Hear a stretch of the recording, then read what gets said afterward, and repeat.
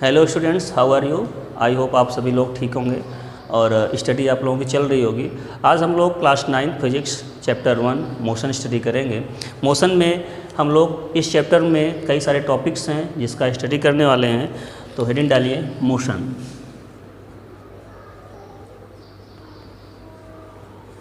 Motion इस chapter में कुछ टॉपिक्स हैं जिनको हम स्टडी करेंगे। सबसे पहले ऑब्जेक्ट, चैप्टर का नाम ही मोशन है, मोशन पढ़ेंगे। देन ऑब्जेक्ट अगर मोशन पे है तो रेस्ट भी होगा। अब इन दोनों को ऑब्जर्वेशन हम कैसे करते हैं, किसी एक रेफरेंस पॉइंट से करते हैं।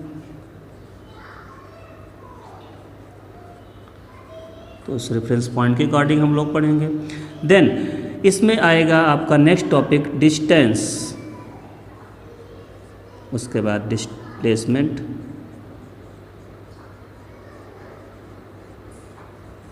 वेलोसिटी, स्पीड, एक्सेलरेशन,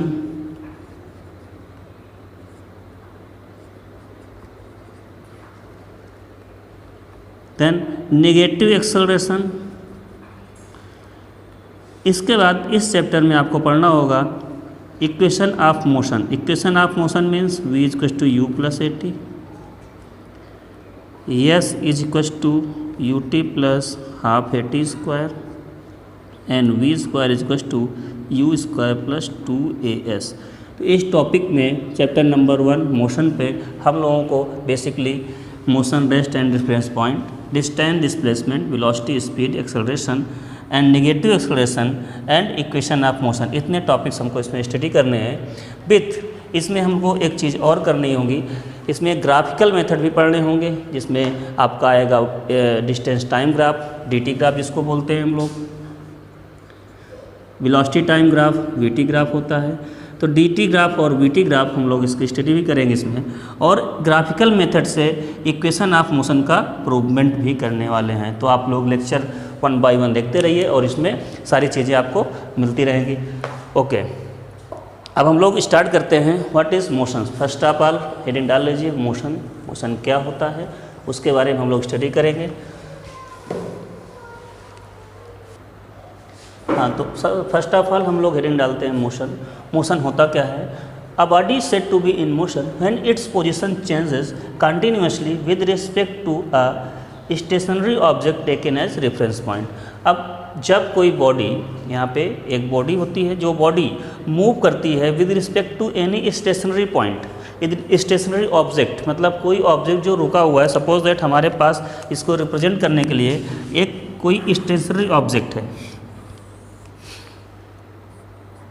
कोई एक ट्री ले सकते हैं, कोई एक पर्सन भी हो सकता है स्टेशनरी जो खड़ा हुआ है, जो ऑब्जर्व कर रहा है, कोई चीज़ देख रहा है। अगर यहाँ से कोई कार इस प्लेस से गुजर रही है, पास हो रही है, तो उसका जो पोजीशन होगा वो टाइम के साथ क्या चेंज होगा।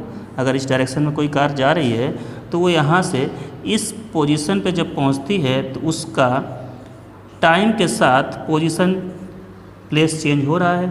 और उसको कौन ऑब्जर्व कर रहा है। ऑब्जर्वर कर सकता है, जो ऑब्जर्वर लाइव भी हो सकता है और डेड भी हो सकता है। मतलब यहाँ पे रेफरेंस पॉइंट के फॉर्म में कौन कौन हो सकता है। These are reference point.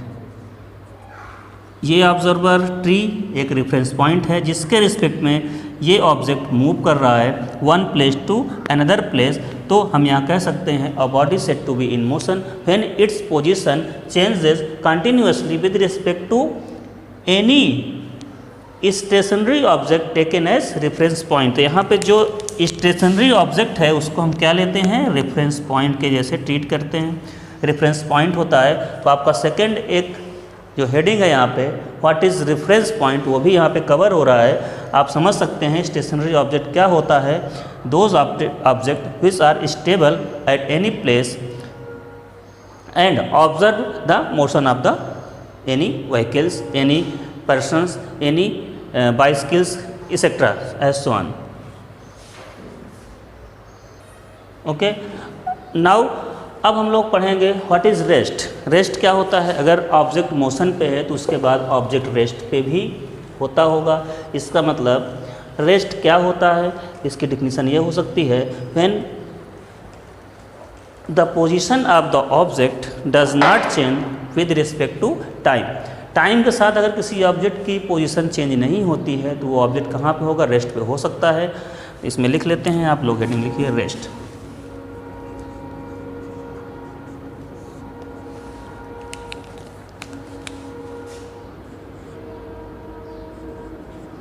When the position of an object does not change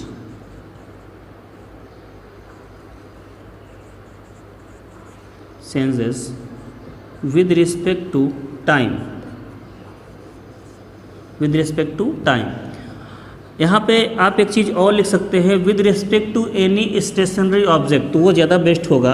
यहाँ पे लिख लीजिए changes with respect to any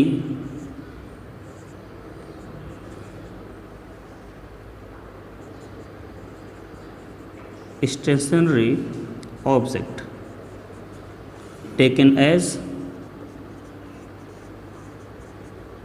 reference point.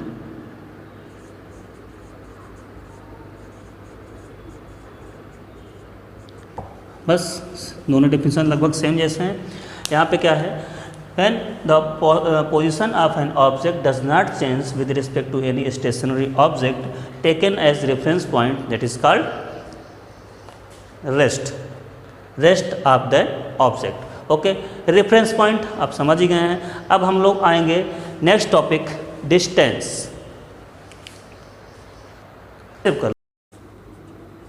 Distance, what is distance? Distance is basically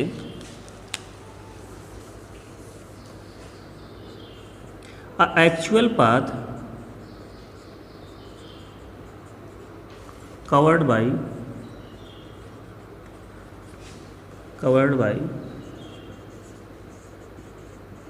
any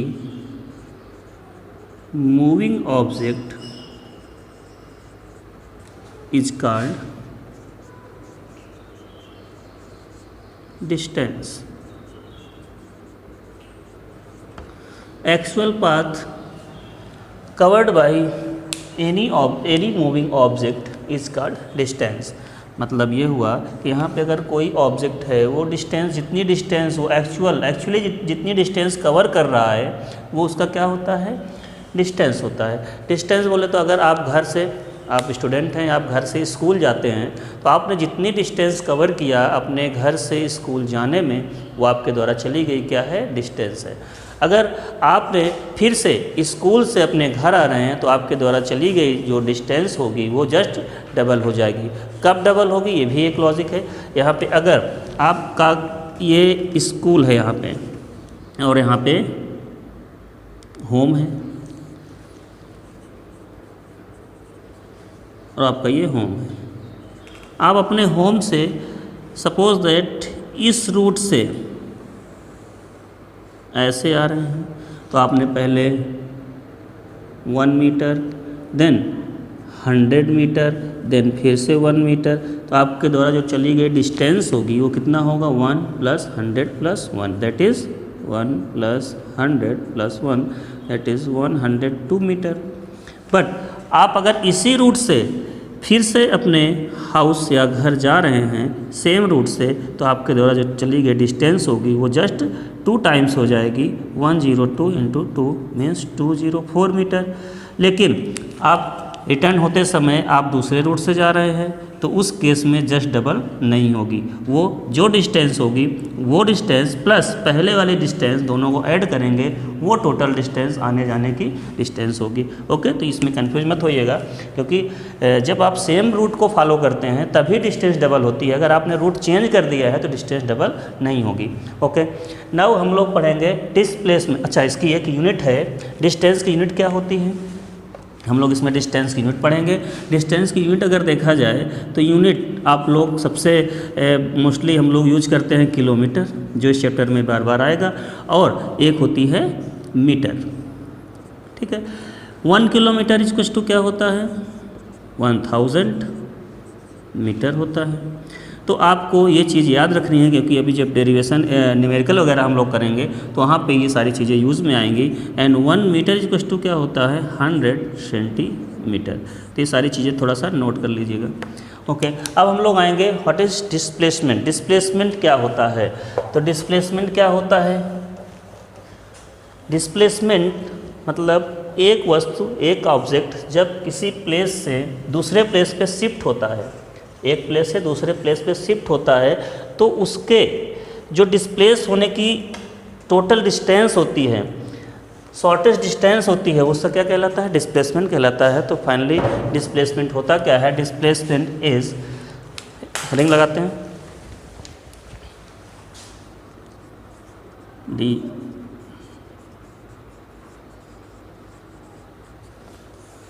displacement लिखिए, the shortest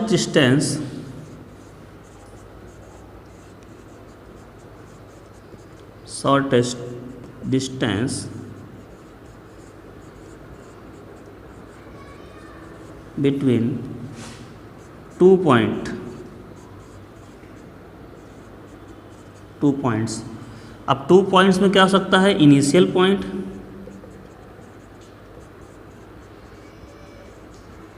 and final point. तो the shortest distance between 2 points is called displacement. Okay, shortest distance का मतलब, अब अगर suppose that, इसका example देख लेते हैं, सपोज दैट यहाँ पे ए पॉइंट था और यहाँ पे बी पॉइंट था। अब इस पर्सन को किसी ने यहाँ पे एक पर्सन बैठा हुआ है, ये क्लासरूम है, सपोज दैट ये क्लासरूम है। अगर इसको टीचर ने बोला आप उठ के इस प्लेस पे बैठ जाइए, तो यहाँ पे ये बच्चा यहाँ पे शिफ्ट हो चुका है, इस प्लेस पे जाके बैठ गया है। अब इसके द्वारा जो डिस्टेंस कवर की गई है, यहाँ पे जितनी डिस्टेंस, शॉर्टेस्ट डिस्टेंस कवर की गई, अगर ये सेम उसी रूट से जा रहा है, सेम इसी रूट से जा रहा है, तो वो डिस्टेंस और डिस्प्लेसमेंट सेम होगा। बट अगर ये पर्सन इधर से घूम के और यहाँ पे पहुँचा होगा, तो ये तो डिस्टेंस है, बट उसका डिस्प्लेसमेंट क्या हुआ, ओनली दिस पॉइंट। तो यहाँ पे डिस्प्लेसमेंट क्या होता है कि दो ऑब्जेक्ट, दो प्लेस के बीच की जो डिस्टेंस होती है, शॉर्टेस्ट डिस्टेंस, वो क्या होता है, डिस्प्लेसमेंट होता है। सपोज दैट एक पर्सन एक पाथ पे मूव करता है, सपोज यहाँ से ए से स्टार्ट करता है मूव करना, और बी से होते हुए वो सी तक जाता है, इस पॉइंट तक। सपोज दैट यहाँ पे उसने 4 मीटर डिस्टेंस कवर किया है, यहाँ पे 3 मीटर डिस्टेंस कवर किया। अब पूछा जा रहा है, आप ये बताइए, find out the distance and displacement between A and C. अगर आपको ए और सी के बीच डिस्टेंस और डिस्प्लेसमेंट बताना है तो क्या होगा, distance is equal to A B plus B C, क्योंकि वो पर्सन इस रूट से गया है। A B plus B C मतलब यहाँ पे आंसर आएगा 4 + 3 दैट इज़ 7 मीटर। लेकिन यहाँ पे एक चीज़ ये है कि जो डिस्प्लेसमेंट होगा, वो डिस्प्लेसमेंट क्या होगा, ए टू सी। अब ए से सी पे वो गया हुआ है, तो आप इस रूट से कोई मतलब नहीं है, आप सीधे ए से सी को फोकस करेंगे। ए से जब सी को फोकस करेंगे तो आपकी जो डिस्टेंस आएगी, ये डिस्टेंस कैसी होगी, डिस्प्लेसमेंट के इक्वल होगी, क्योंकि shortest distance between 2 point is called displacement. तो डिस्प्लेसमेंट क्या हो जाएगा, डिस्प्लेसमेंट इज इक्वल टू ए सी। अब ए सी कैसे निकालेंगे, ए सी निकालना आपको आता होगा, यहाँ पे आपने पाइथागोरस रूल पढ़ा होगा। According to Pythagoras rule, hypotenuse is equal to root of perpendicular square and plus base square. यहाँ पे आप देख सकते हैं,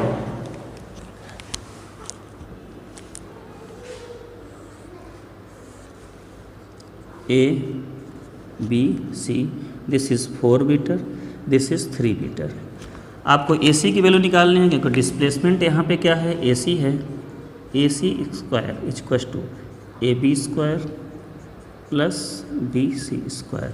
ये मोस्ट इंपॉर्टेंट क्वेश्चन है, ऑब्जेक्टिव में अक्सर पूछ लिया जाता है। Then AC square equals to AB is 4 square plus 3 square. AC square equals to 4 4 जा 16 plus 9। AC square equals to 25। Then AC is equals to under root of 25। Answer is 5 metre. तो वो object अपने place से कितना distance move किया होगा, 5 metre. मतलब उसने डिस्टेंस कवर किया 7 मीटर एंड उसका movement one place to another place में कितना हुआ है, 5 मीटर हुआ है। मतलब वो अपने प्लेस से दूसरे प्लेस में कितने दूरी पे डिस्प्लेस हुआ है, यहाँ से उसको शिफ्ट करा दिया गया इस प्लेस में, तो वो 5 मीटर पे डिस्प्लेस हुआ है। मतलब उसका डिस्प्लेसमेंट इज 5 मीटर। अच्छा, इसी में अगर ये पर्सन यहीं पे C पे जाने के बाद इस पास से होते हुए यहीं आ जाता, ऐसे कवर करता, इसमें समझिएगा थोड़ा इंपॉर्टेंट चीज़ है ये। अगर वो A से चलना स्टार्ट किया और B से होते हुए C तक गया, इसके बाद C से फिर A पहुंच गया, तो डिस्टेंस कितना कवर किया उसने, डिस्टेंस कवर किया 4 प्लस 3 प्लस 5। डिस्टेंस तो उसने कवर किया टोटल 12 मीटर, बट डिस्प्लेसमेंट कितना हुआ, डिस्प्लेसमेंट इज 0, बिकॉज वो जिस पोजीशन पे था उसी पोजीशन पे फिर से लौट के पहुंच गया, तो डिस्प्लेसमेंट क्या हुआ, 0 हुआ। यहाँ पे डिस्प्लेसमेंट क्या हो जाएगा, 0, क्योंकि अगर कोई साइक्लिक ऑर्डर में जिस प्लेस से चलता है उसी प्लेस पे फिर से पहुंच जाता है, तो उस केस में डिस्प्लेसमेंट हमेशा 0 होगा। अब हम लोग इससे कुछ क्वेश्चंस करेंगे जो मोस्ट इंपॉर्टेंट हैं, डिस्टेंस एंड डिस्प्लेसमेंट के क्वेश्चन करते हैं।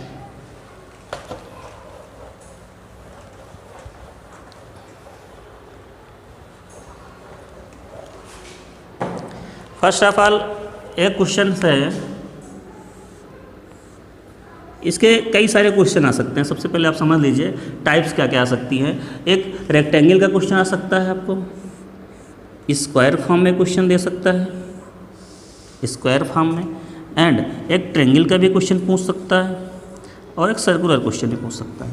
तो आपके ये 4 केस बनते हैं। 4 केस हम समझ रहे हैं बारी बारी से। फर्स्ट केस में अगर यहाँ पे नाम दे दिया A, B, C and D, this is 4 meter, this is 2 meter, this is 4 meter and this is 2 meter. Similarly यहाँ भी नेम है A, B, C and D. This is 4, 4, 4, 4. Third question हमारे पास है A, B, C, 5 metre, 5 metre and 5 metre. ये circular question है। Circular question पे हमारे पास रेडियस ओनली 2 मीटर है एंड पॉइंट्स कितने हैं, points A, this is point B, C and D। Okay, अब ये 4 केस हैं और 4 क्वेश्चंस हमारे पास। फर्स्ट क्वेश्चन पहले सबसे पहले हम लोग करेंगे according to first question, find out the distance and displacement between A to C। Find out the distance and displacement between A to C, A to B, A to D। तो suppose that हमने इसमें कई सारे case बना दिए। Find out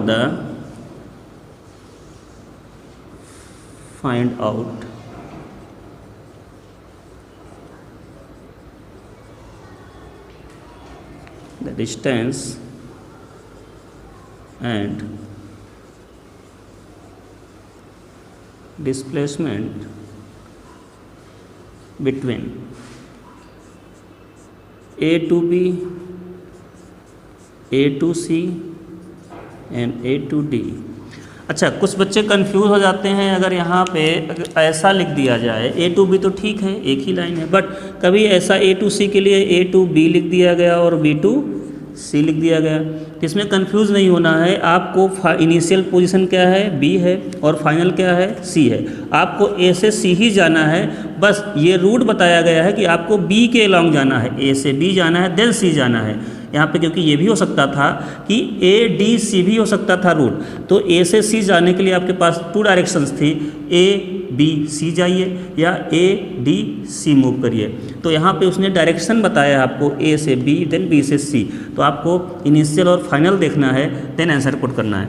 A to D का मतलब यहाँ पे अगर ये भी लिख देता A to B, B to C and C to D, तो इससे कंफ्यूज नहीं होना। ये क्वेश्चन और ये क्वेश्चन सेम ही है। यहाँ पे ए टू डी अगर ओनली पूछा जाता तो आपको समझना चाहिए कि आप जब ए बी सी डी पढ़ते हैं तो आप ए के बाद डायरेक्ट डी नहीं जाएंगे, ए से बी जाएंगे, बी से सी, सी से डी जाएंगे। ठीक है, तो थोड़ा सा कॉमन सेंस यूज किया करिए यहाँ पे।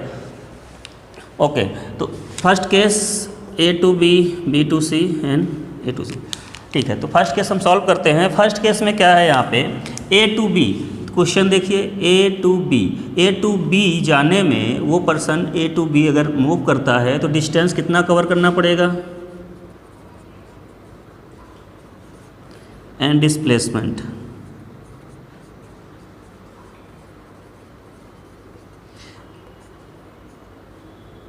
ए टू बी के लिए डिस्टेंस कितना कवर करेगा, यहाँ पे ए टू बी के लिए 2 मीटर डिस्टेंस कवर करेगा, और डिस्प्लेसमेंट कितना हुआ, ये भी 2 ही मीटर होगा। क्यों, क्योंकि ये शॉर्टेस्ट डिस्टेंस ही है, कोई और घुमा के तो गया नहीं कहीं से, वो सीधा सीधा डिस्टेंस है, और ए से बी के बीच की दूरी जो है वो 2 मीटर ही है। डिस्टेंस भी सेम होगा और डिस्प्लेसमेंट भी सेम होगा, क्योंकि यहाँ पे शॉर्टेस्ट डिस्टेंस है। अब हम लोग आएंगे ए टू सी के लिए। ए टू सी, ए टू सी में क्या होता है, ए टू सी में अगर डिस्टेंस देखें एंड डिस्प्लेसमेंट देखें, distance A to C means A to B then B to C, 2 + 4 that is 6 metre. Displacement आपको दिख रहा होगा कि ए से बी और बी से सी जाने में ए और सी के बीच डिस्प्लेसमेंट कितना हुआ, ये हुआ, और ये कितना होगा, ये पाइथागोरस से हम निकाल सकते हैं।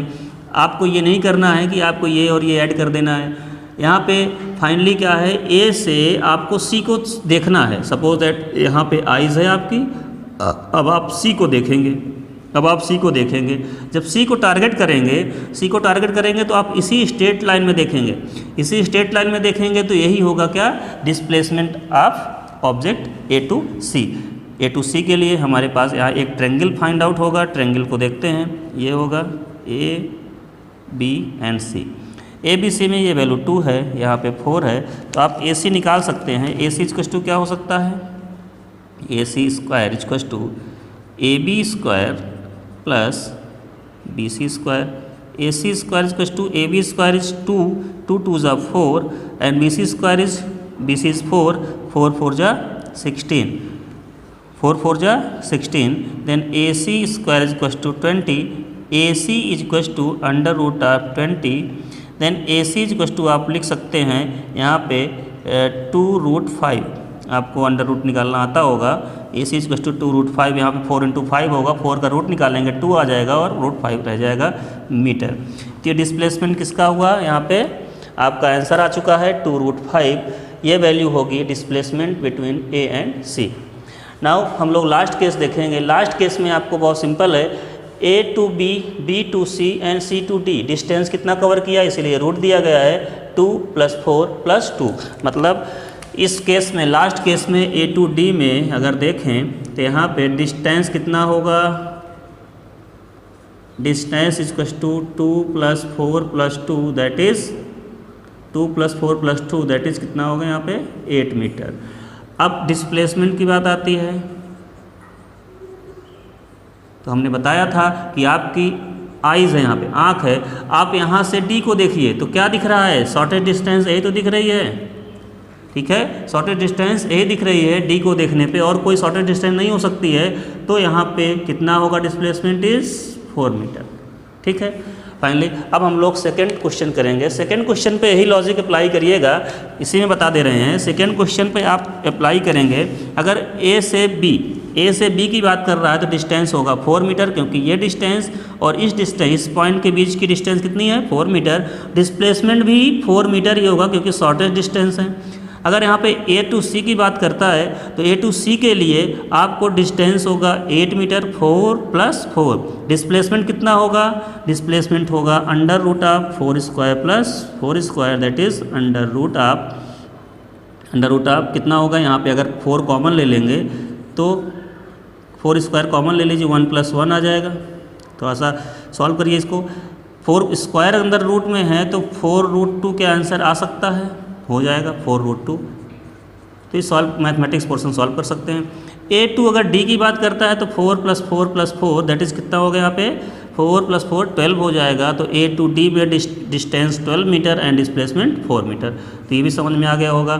थर्ड केस में अगर A2B और A2C की बात करता है, इसमें A2D है ही नहीं, तो A2B distance 5 metre and displacement भी 5 मीटर ही होगा। A2C में डिस्टेंस A2B देन C, आपको पता होना चाहिए कि A से B और C रूट बताया गया है, तो AB देन C, तो आपका डिस्टेंस होगा 5 + 5 10 metre and displacement is 5 metre. ये समझ में आ गया होगा।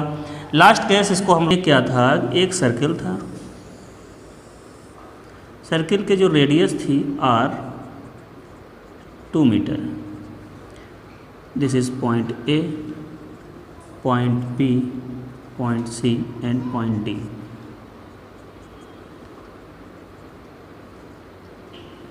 क्वेश्चन ये था,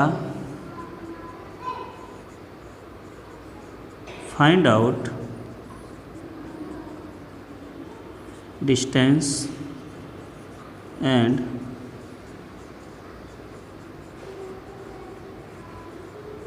displacement between A to B, B point, A to C, C point, A to D and last point A to A।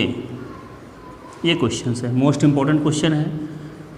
इसका क्वेश्चन हर साल एग्ज़ाम में आपको पूछा जाएगा, स्कूल में भी और बोर्ड एग्ज़ाम वगैरह में भी पूछा जाता है, और 11th में भी ऐसे क्वेश्चन पूछे जाते हैं। तो सबसे पहले इसको सॉल्व करते हैं हम लोग। इसमें एक बेसिक चीज़ है, उसको समझ लेते हैं पहले। हमारे पास अगर सर्किल होता है तो उसका पेरीमीटर क्या होता है। सपोज दैट एक सर्किल है,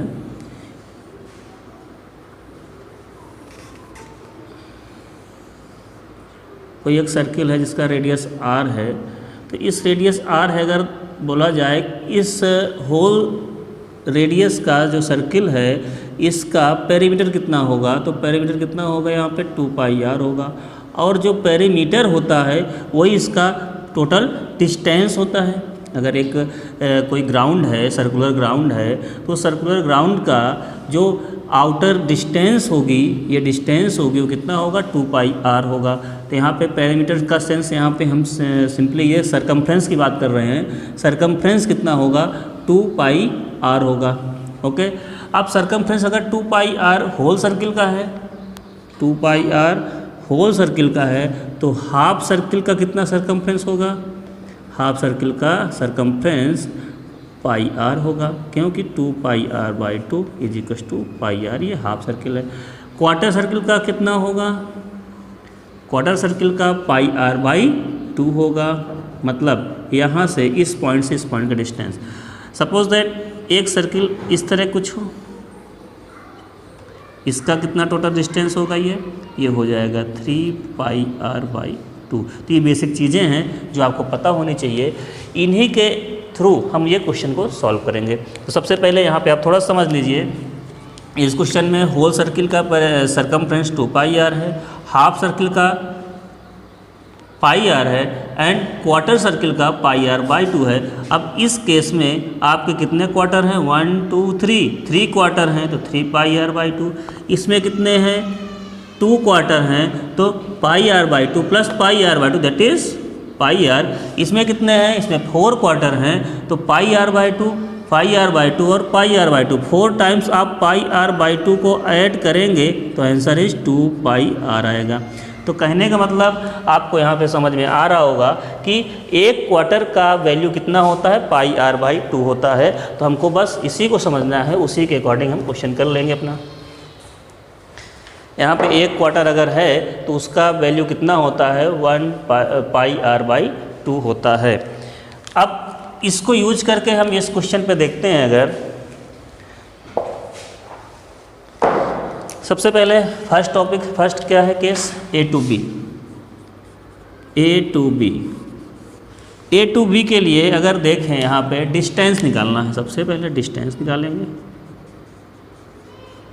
distance is equal to, distance A to B अगर पूछा है तो हम किस पाथ से मूव करेंगे, जो ये पाथ गिवन है इसी पाथ से हमको मूव करना है। तो आपको पता है ए टू बी के लिए डिस्टेंस होता है pi into R by two, क्योंकि ये चीज़ हम बता चुके हैं कि ए से बी तक अगर कोई ऑब्जेक्ट मूव करेगा इन सर्कुलर पाथ तो ये पाथ क्या होता है, क्वार्टर पाथ होगा। ये क्वार्टर पाथ में यहाँ से ए टू बी की डिस्टेंस कितनी होगी, पाई आर बाई टू। आप आर की वैल्यू पुट कर दीजिए, pi into R is 2/2, answer is pi metre. Then displacement,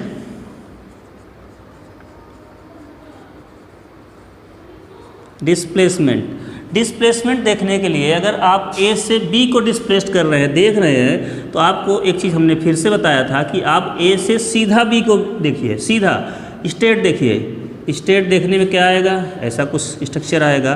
तो आपको ये समझ में आ गया होगा, this is 2 radius, this is 2, देन इसकी वैल्यू हम निकाल सकते हैं। सपोज सेंटर को हमने ओ अडॉप्ट कर लिया, ए बी एंड ओ। तो यहाँ पे आप सॉल्व करेंगे तो क्या आंसर आएगा, A B square is equal to A O square plus O B square. A O square is 4 plus O B square is 4। क्यों, ए ओ की डिस्टेंस कितनी है, 2 है, 2 2 ज़ा 4, ओ बी 2 है, ओ बी का square 4, A B is equal to A B square is equal to 4 4 ज़ा 4 plus 4 8, A B is equal to under root of 8। और सिंप्लीफाई करेंगे, A B is equal to 2 into under root of 2 into 4 होता है, तो 4 का root निकल आएगा 2√2, answer is 2√2। तो आपका आंसर ये कितना आ जाएगा, यहाँ पे डिस्टेंस 2√2। ओके, ये सॉल्व हो गया होगा, आई थिंक आपको समझ में आ गया होगा। जिसमें कोई डाउट हो तो आप लोग इसमें कमेंट करें।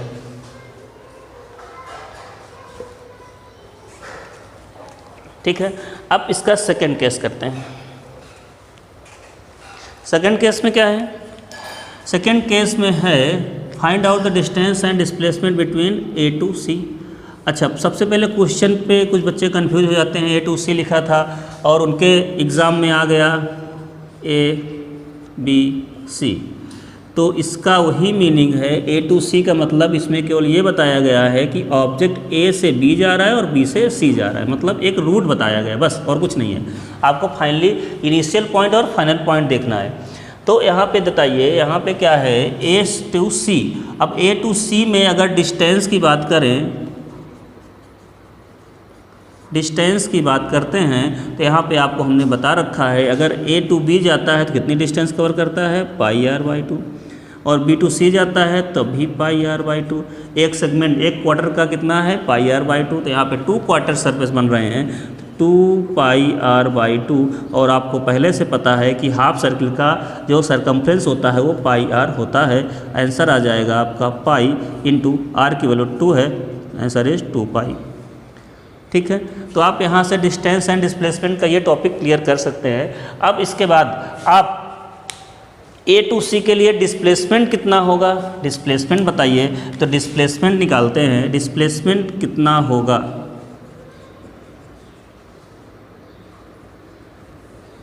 Displacement between A to C.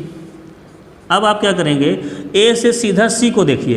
ए से जब सी को आप टारगेट करेंगे तो देखिए, ए से सी को देखने पे ये डिस्टेंस, ठीक है, इसके बाद ये कितना है, ये डिस्टेंस मतलब आर होगा, और ये डिस्टेंस फिर से आर है। तो आपका ए से सी का डिस्प्लेसमेंट कितना हुआ, R plus R means 2r means 2r की वैल्यू कितना है 2, दैट इज़ 4 मीटर।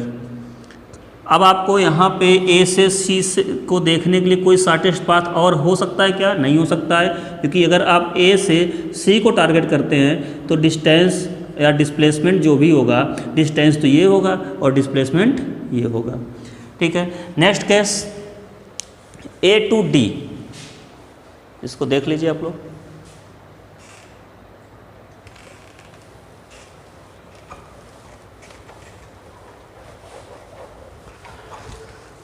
अब अगर हम ए टू डी टारगेट करते हैं, देखते हैं ए टू डी क्या होता है।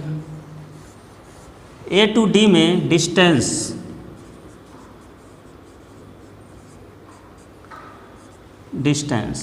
बताइए डिस्टेंस कैसे निकालेंगे। यहाँ पे आपको आइडिया हो गया होगा कि ए से बी जाने में पाई आर बाई 2, ए से बी जाने में distance pi R by 2 cover करना पड़ता है, प्लस बी से सी में फिर से पाई आर बाई 2, प्लस सी से डी में फिर से पाई आर बाई 2। तो यहाँ पे आंसर क्या आएगा 3 पाई आर बाई 2। और आपको पता है आर की वैल्यू कितना है 2 दिया है क्वेश्चन पे, तो 3 pi into 2 upon 2 cancel out हो जाएगा, आंसर आएगा 3 पाई मीटर। ठीक, तो अब इस क्वेश्चन को ऐसे भी लिख सकता था, कैसे? A to B, B to C, C to D. तो आपको ये समझना है कि ये आपको रूट बता रहा है, किस रूट से आपको जाना है। नहीं ए टू डी तो आप ऐसे भी घूम के चले जाएंगे, तो आपको रूट बता रहा है कि रूट क्या होना चाहिए। तो A to B, B to C, then C to D, ऐसे भी क्वेश्चन को दे सकता है और अब ऐसे भी क्वेश्चन को दे सकता है। लेकिन अगर ए टू डी दिया है तो आपको बस ये चीज़ थोड़ा दिमाग लगाना है कि ए के बाद बी, बी के बाद सी, सी के बाद डी आया हुआ है, तो आपको इस रूट से जाना है, आपको इस रूट से नहीं जाना है। जब अगर क्वेश्चन पे वो मेंशन कर दे कि आपको इस रूट से जाना है, अलॉन्ग दिस रूट, तब आपको ये रूट फॉलो करना है। अगर क्वेश्चन पे कुछ मेंशन नहीं है तो आपको ए से बी, बी से सी, सी से डी ही जाना है। ये क्वेश्चन आए या ये आए। ठीक है, नेक्स्ट इसमें डिस्प्लेसमेंट बचा हुआ है ए टू डी के लिए। डिस्प्लेसमेंट क्या होगा? तो आते हैं हम लोग डिस्प्लेसमेंट।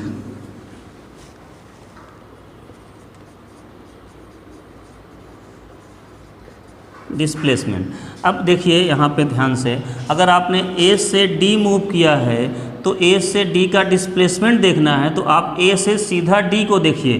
तो सीधा देखने पे क्या यही लाइन आ रही है? वही लाइन आ रही है। ये लाइन आ रही है तो क्या ये ट्रेंगल बन रहा है? ये ट्रेंगल बन रहा है यहाँ पे ए और डी, 2 and 2, ये तो गिवन है। रेडियस आप इसको निकाल सकते हैं। तो A D square equals to A O square plus O D square, then a d square is equals to a o square is 4 plus 4, same answer a d square is equals to 8, a d square is equals to कितना हो जाएगा 2√2 metre. इसका आपने root निकाल लिया। 8 का root क्या होता है 2√2 होता है। तो आपका आंसर डिस्प्लेसमेंट का आ चुका है यहाँ पे। ठीक है, तो हमारा लास्ट केस बचता है यहाँ पे ए से ए में जाना, मतलब जहाँ से स्टार्ट किया चलना वहीं पहुँचना है। तब क्या होगा?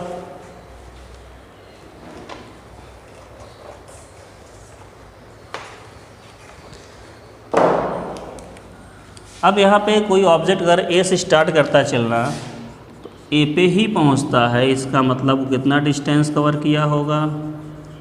Distance equals to 2 pi R. क्यों? क्योंकि वो पूरा होल सर्किल को घूम के आ रहा है, यहाँ पे कंप्लीट सर्कमफ्रेंस को कवर कर रहा है। तो 2 pi R, 2 pi into R की वैल्यू 2 है, यहाँ पे answer is 4 pi metre. And displacement